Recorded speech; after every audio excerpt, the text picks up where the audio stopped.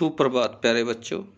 कक्षा 10th का SST का हमारा जो ज्योग्राफी का लास्ट लेसन चला हुआ है, राष्ट्रीय अर्थव्यवस्था की जीवन रेखाएं, यानी अर्थव्यवस्था को जीवन प्रदान करने वाली जो जीवन रेखाएं हैं, जैसे परिवहन है, व्यापार है। जिस प्रकार शरीर में धमनियों से रक्त का संचार होता है, उसी प्रकार से देश की अर्थव्यवस्था जो है वो परिवहन पर टिकी हुई है। हम सभी जानते हैं, पिछले हमने लगभग 2 महीने से सुचारू रूप से अपनी रेगुलर क्लास स्कूल में अटेंड की, जिससे हमें बहुत जो सिलेबस हमारा पेंडिंग था लगभग हमने उसको पूरा कर लिया और केवल ये लास्ट लेसन बचता था जिसको हमने शुरू कर दिया था। और अभी उसी माध्यम से ऑनलाइन ई लर्निंग के माध्यम से हम बाकी सिलेबस को आगे बढ़ाएंगे और उसको रिवाइज भी करेंगे। रिवाइज में हमारे पास, जैसा कि हमने बताया था, एवरग्रीन सबसे बढ़िया पब्लिकेशन है सीबीएसई के लिए।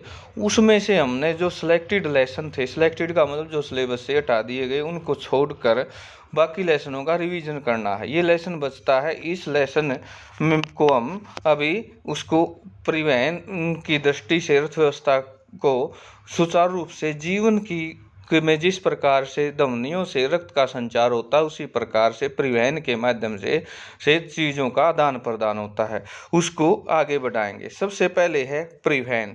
परिवहन में 3 ऑप्शन आते हैं, स्थल, जल और वायु। स्थल में सड़क परिवहन, रेल परिवहन और पाइपलाइन।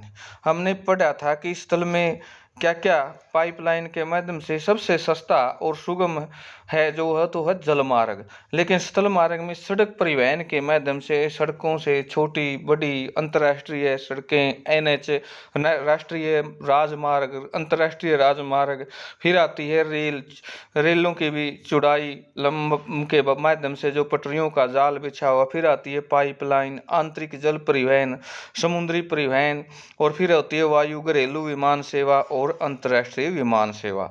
ये सारी चीज़ें हमने परिवहन के माध्यम से पढ़ी थी। इसी लेसन को हम दोबारा जितना हो गया उसको शुरू से ही हम ऑनलाइन के माध्यम से पढ़ रहे हैं। हम अपने प्रतिदिन जीवन में विभिन्न सामग्रियों एवं सेवाओं के प्रयोग करते हैं। इसमें कुछ हमारे आसपास उपलब्ध होते हैं, जबकि कुछ अन्य चीज़ों की ज़रूरतें दूसरे स्थानों पर से लाकर पूरी की जाती है। वस्तुएं तथा सेवाएं मांग स्थल की आपूर्ति स्थल पर अपने आप नहीं पहुंच जाती। वस्तुओं तथा सेवाओं की आपूर्ति स्थानों के मांगों के स्थानों तक ले जाने में परिवहन की आवश्यकता होती है। कुछ व्यक्ति इसको उपलब्ध कराने के लिए संलग्न हैं। जो व्यक्ति उत्पाद को परिवहन द्वारा उपभोक्ताओं तक पहुंचाते हैं, उन्हें क्या कहते हैं? हम व्यापारी कहते हैं। अतः एक देश के विकास की गति वस्तुओं तथा सेवाओं के उत्पादन के साथ उनके एक स्थान से दूसरे स्थान परिवहन की सुविधा पर भी निर्भर करना पड़ता है। इसलिए सक्षम परिवहन के साधन तीव्र विकास के अपेक्षित वस्तुओं और सेवाओं तक ले जाने पृथ्वी की 3 महत्वपूर्ण क्षेत्रों पर किया जाता है, स्थल, जल तथा वायु। इन्हीं आधार पर परिवहन को स्थल, जल व वायु परिवहन में वर्गीकृत किया जा सकता है। बहुत समय तक व्यापार तथा परिवहन सुविधा एक सीमित क्षेत्र तक ही किया जाता है। विज्ञान और प्रौद्योगिकी के विकास के साथ व्यापार व परिवहन के प्रभाव क्षेत्र की विस्तृत वृद्धि हुई है। सक्षम व तीव्र गति वाले परिवहन से आज संसार एक बड़े गांव में परिवर्तित हो गया। परिवहन का यह विकास संचार साधनों विकास की सहायता से ही संभव हो सका। इसलिए परिवहन, संचार, व्यापार एक दूसरे के पूरक हैं। आज भारत अपने विशाल आकार, विविधताओं, भाषाई, सामाजिक, सांस्कृतिक बहुलताओं के बावजूद संसार के सभी क्षेत्रों में सुचारू रूप से जुड़ा हुआ है। रेल, वायु एवं जल परिवहन, समाचार पत्र, रेडियो, दूरदर्शन, सिनेमा, इंटरनेट आदि इसके सामाजिक आर्थिक विकास और अनेक प्रकार के सहायक और स्थानिक, अंतर्राष्ट्रीय, राष्ट्रीय व्यापार में अर्थव्यवस्था की जीवन शक्ति दी है। इसे हमारे जीवन में समृद्ध किया है, आरामदायक जीवन के लिए सुविधाओं व साधनों की बढ़ोतरी की है।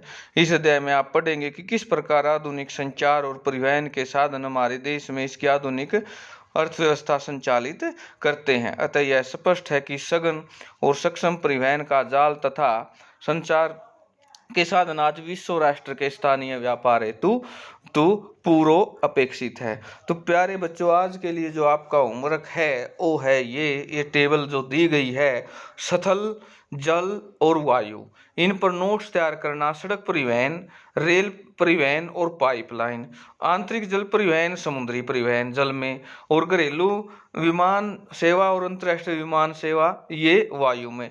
इन तीनों महत्वपूर्ण टॉपिकों पर आप यहाँ से जो काम दिया गया, जो मटेरियल दिया गया है, इससे आप सुंदर नोट्स तैयार करेंगे और उनको याद करेंगे। स्थल परिवहन के अंतर्गत कौन सी चीजें आती हैं, जल परिवहन के अंतर्गत कौन सी चीजें आती हैं और वायु परिवहन के अंतर्गत कौन सी चीजें आती हैं। इस लेसन को हम दोबारा इसलिए कर रहे हैं कि अच्छे ढंग से समझ में आ जाए और एक बार फिर दोबारा से ये रूटीन बन जाए कि हमको ये चीज़ें जो करवाई जा रही हूँ ठीक से समझ में आ रही हैं और सभी बच्चे इसको सीख रहे हैं।